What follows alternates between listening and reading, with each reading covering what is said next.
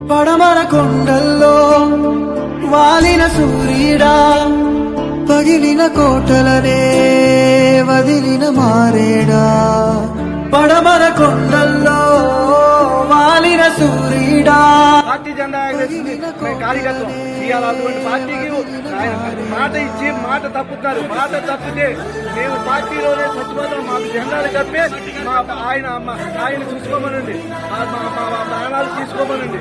మేము ఆయనకి ప్రాణాలు కూడా ఇవ్వడానికి సిద్ధంగానే ఉన్నాం. నారా చంద్రబాబు నాయుడు గారిని మా ప్రాణం